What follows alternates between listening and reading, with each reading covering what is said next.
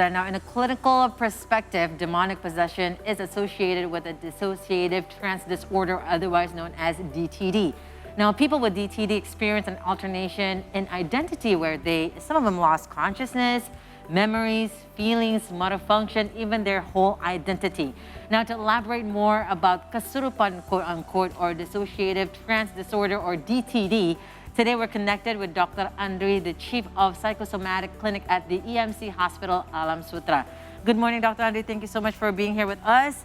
In the morning, we're going to talk about demonic possession, or DTD, Doc, in the medical science. And, with due respect to cultural beliefs, we want to see, on the eye side or other side of the coin of the science explanation of demonic possession phenomenon, or DTD, Dr. Andri. Yeah, I know that some of the beliefs in our society considered as possession or trans dissociative disorder as a part of the culturally bounded. So basically, dissociative disorders are mental disorder that involve experiencing disconnections and lack of continuity between thoughts, memories, surroundings, identity, and basically there is some of the problems related to the trauma in the childhood. So for most of the patients with DTD, or maybe what we call it in our society as KESURUPAN, mostly they have some mental disorders behind all the actions of trans or KESURUPAN is that. Doc, you told us that the underlying issue is trauma, but what would trigger that trauma that makes that person to be acting that way? Basically, when we are very anxious or have severe anxiety, we can connect to this phenomenon. Sometimes we know that people try to release the anxiety and to be someone else, or to act as someone else. And that's the reason why people with trans or KESURUPAN, we call it in our society, Yes, can be seen as they have a traumatic event in the early childhood, basically, and they try to to release the traumatic in other way. So it seems that it's very sometimes hard to understand, and we have to get some psychoanalytic for the patients, or right. Helping with the hypnotherapy to get the the real behind all the things related to the possessions that they have now. Can that trauma be enticed because, let's say, of a place, or is it more of a feeling, or like you said, the roots of a fear, or they're feeling kind of anxious or anxiety? Does it also, it can, entice DTD when someone, let's say, they're in this place and they have a bad memory in that place, so then they would have a DTD or that trans disorder, Doc? Yeah. Like I said before, DTD, or the trans dissociative disorder, more related to the severe trauma, because we know that in our daily life, we suffer from anxiety. A lot of patients Correct. with anxiety, or maybe like a depression of anxiety, and they don't have any, dissociate personality, and they can be very subtle, and then still can be they have now. And I think when they have a kind of like a traumatic, like you said, that in the place or in the trauma events, so when they see an event on traumatic event like that, and they can trigger their trauma, and they can be very anxious about that. Right. But not so many people will suffer or experience a trans like we say in our DTD diagnosis criteria. So it's quite different between the regular anxiety or anxiety disorder with the trans disorder, because it's very rare actually, and sometimes it's very elusive to understand also. Doc, we've all seen that KESURUPAN videos, even on social Everywhere. media, Right. online, WhatsApp groups, just everywhere. I mean, one of the trait that one of the trait that we can see is that the person is talking in a different tone, in a different voice, and sometimes talking nonsense. And where does that come from? And increased strength. And increased strength. They're more, have more power, doc. Yeah. Should have gone to the gym. Maybe. Yeah, we know that some of the experts, also the physicians, the scientists behind all the dissociative trans disorder is sometimes just very, related to the culture bounded. But some of the memories they came up with the experiencing when they experience the trans dissociative disorder, and then they can speak another language and they can speak another tone, sometimes like a young women, and then they can speak like a grandmother or like an old lady, and then sometimes it's very confusing to us also. But we know that this brain is very powerful. They can absorb the informations that can we see in the internet, or maybe they have already seen a movie, or maybe like experiencing some of the language that they can mention. And as you say that maybe they can also have a good strength. I know it's become the brain power, and it can relate it to the strength of the muscle also. So we know that there is an unlimited kind of a power that they have after they have a session. I know there is still the studies about this, but for some reason we know that in our culture in Indonesia also, when we see a patient with possessions, or what we call it trans dissociative disorder, basically they are women, young age, they have a possession in a factory, and sometimes it's spread, sometimes it's infectious, like an infectious other. And the other person or the other people that can infect it also women actually.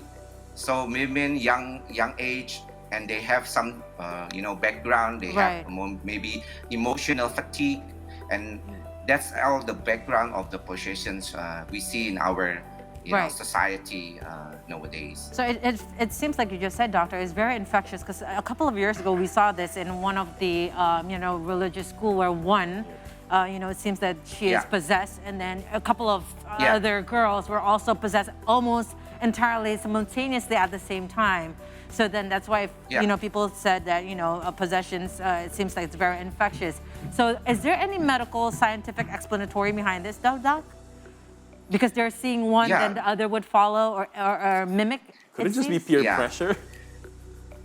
Yeah, I think that's why we suggested to the schools, headmaster or teachers, when they see a patient or kind of like a victim of trans dissociative disorder, we have to separate her from other crowd, from the crowd. So we don't have to see all the things, and then there is kind of like a new experience, and all the students come together and see the action, because it can be affected to other persons that has some traumatic. So I know if you see that some of the experience that we have, kind of like a emotional experience when we see a movie, and then there is a scene that can be both our memories, and it's all the same actually. Correct. So some of the the ideas behind why it's called get infected, the possessions get infected to others thing, and it's just because it has some frequencies, quote unquote, some of the frequencies are traumatic behind that, and all the things are related to the emotional problems. So our focus now is how to deal with the problems, not the possession itself, but how to deal with the problem, the emotional problems in this situation, or in this particular patients or the persons who suffer from the trans or possessions that. Right. So, I mean, it seems, since you were talking about emotional, hence that's why it's more female, I presume, Dr. Andre, that it's more prone to DTDs. Yes, female and young, between 15 to 20s, early 20s. So because we know there's so many examples for that kind of particular conditions that we know in pesantren, in schools, Correct. and in some factories also. Yeah. Then one of the of the staffs there get possessed, even there is no kind of demons or kind of spirits that come into the body. Right. There's no, but only some like alterations of consciousness or alterations of the identity, and sometimes it's very rare actually in our society.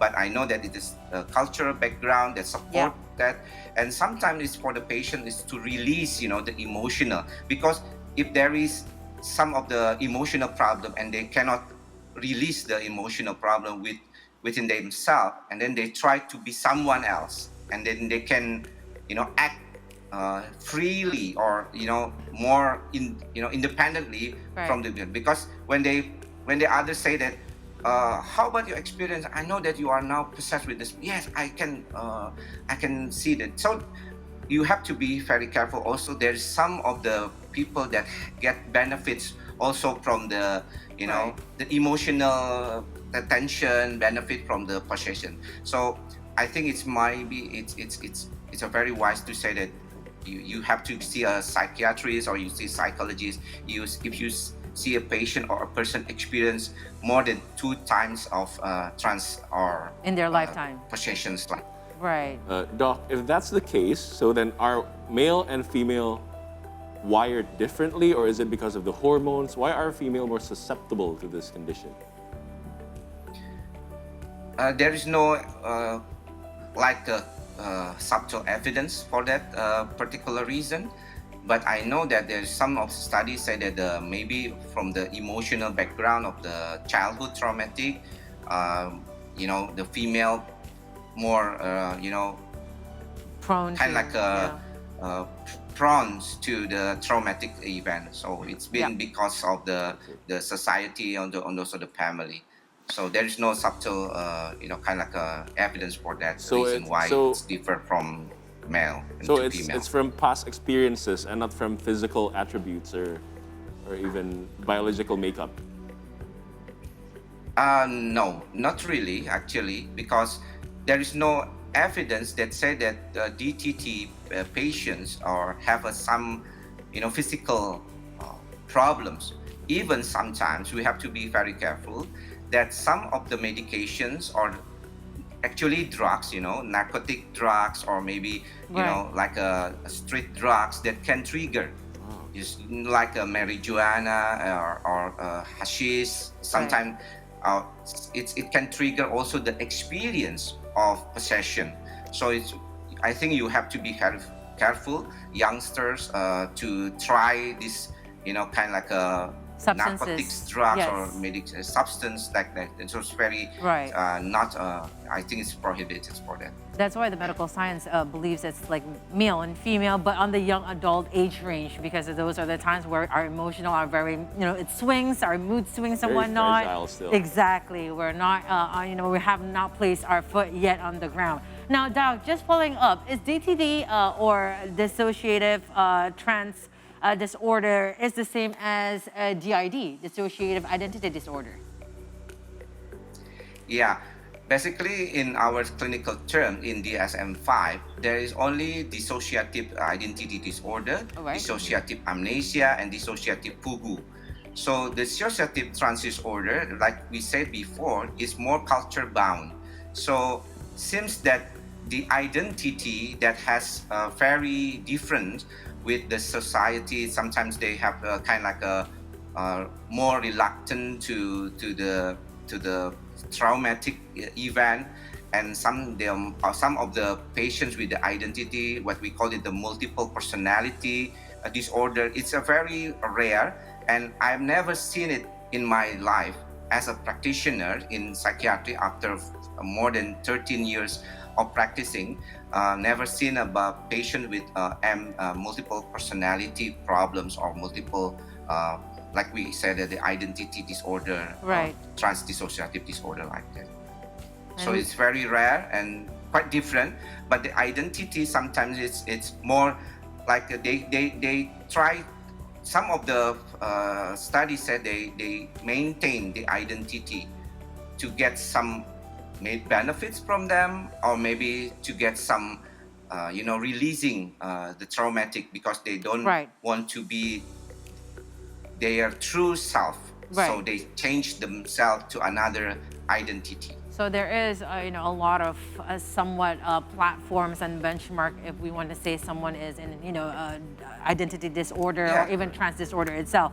Now, from DTD, can you elevate that to another psychological disorder, or how do you, when you have your patients and whatnot having those kind of episodes, what do you actually bring up for them so that they can feel better and hopefully they're not going to have another episode of trans disorder, doc?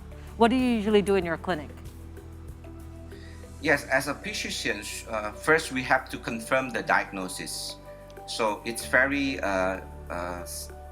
important for us to get the right diagnosis first, because we know that the experience that patients related to the trans or to the identity dissociative disorder can be very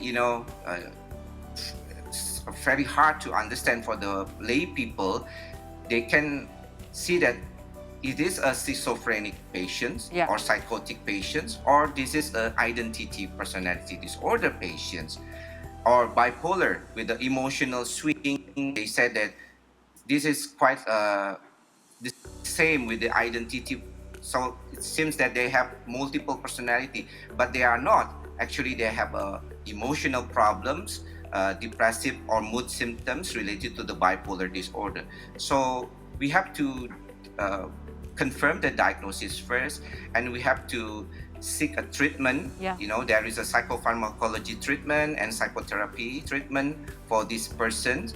And some of the patients, they have to use the medication to relieve the symptoms first, and they can gather together with the psychotherapy for certain cases. All right, so there's many sessions that you have to undergo until you really examine, what kind of disorder that you Yes. have.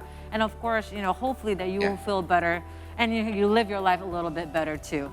Dr. Andri, thank you so much for being Yes. here with us, doctor.